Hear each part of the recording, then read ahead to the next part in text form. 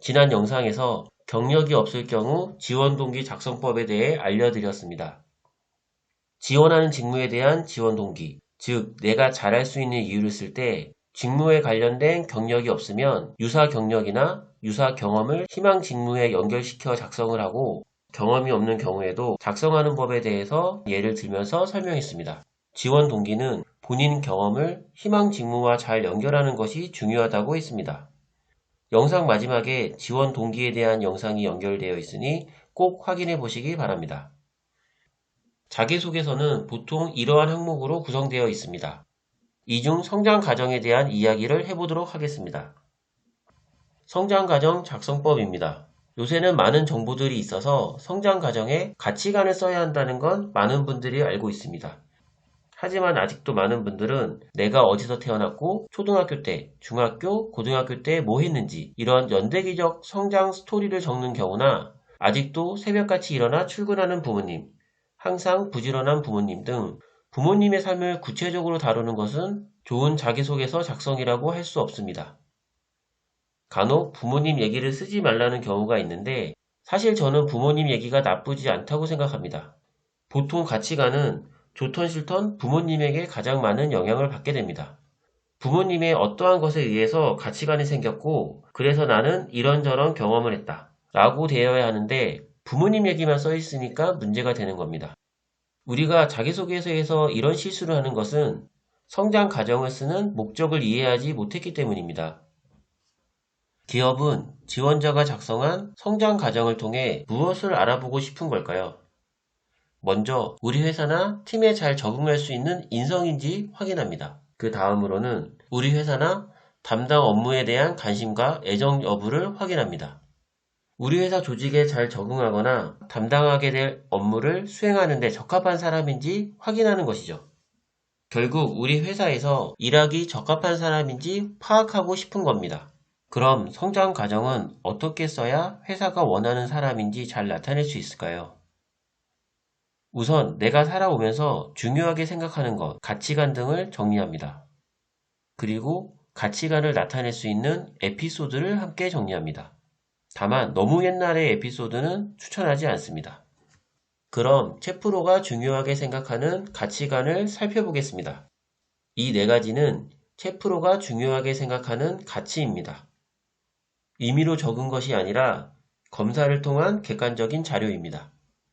사실 이 중에서 저에게 가장 중요한 가치관은 공정성입니다. 그래서 회사뿐만 아니라 일상생활에서 어떠한 경우에 누구는 되고 누구는 안 되고 그런 식의 차별을 받거나 하는 것을 굉장히 싫어합니다.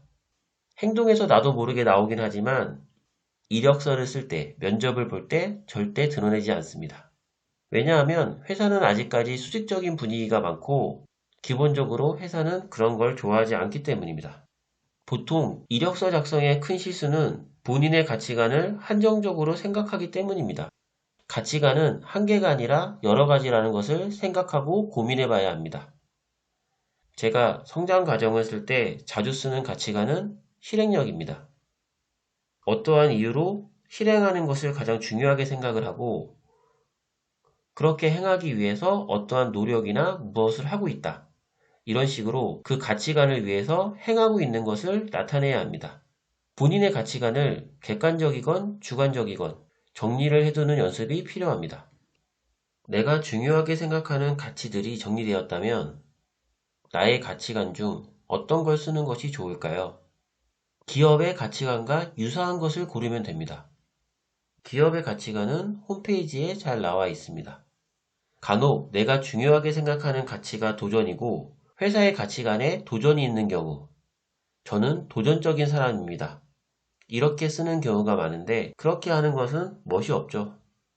그 단어를 바로 쓰지 말고 풀어서 쓰는 것이 좋습니다. 요새 글로벌에 대한 얘기가 많으니까 글로벌 마인드를 예로 들어보겠습니다. 글로벌 마인드는 외국어를 잘해서 외국 사람과 소통하는 것만이 전부는 아닙니다.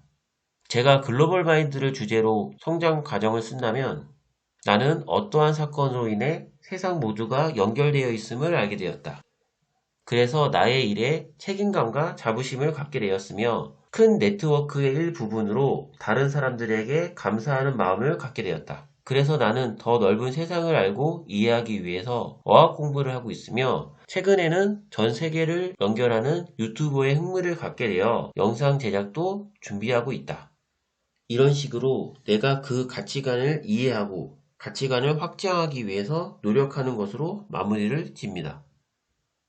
세상 모두가 연결되어 있음을 알게 되었다는 사례를 들어보면 계란 후라이를 보고 계란을 우리 집에 오기까지 닭을 키우는 사람, 닭 모이를 만드는 사람, 모이를 관리하는 제품 관리자, 제품 마케팅 담당자, 이런 식으로 나는 다른 존재들이 연결되어 있음을 느끼게 되었다. 그래서 나는 이런저런 걸 하고 있다. 이런 식으로 작성하는 거죠. 자기소개서는 최대한 사례를 통해서 구체적으로 써야 설득력이 높아집니다. 정리를 하면 어떤 계기나 사건으로 땡땡땡의 가치관을 중요하게 생각하고 있다. 그래서 나는 그 가치관을 확대하기 위해 이런 역량을 키우고 있다. 근데 너의 회사도 나의 가치관과 잘 맞고 있다. 그러니 나를 뽑아주세요. 이런 식으로 작성이 돼야 합니다. 자기소개서 항목에 따른 영상을 몇 개 더 올리고 구독자분들에게 감사의 표시로 자기소개서 클리닉 이벤트를 개최할 예정입니다.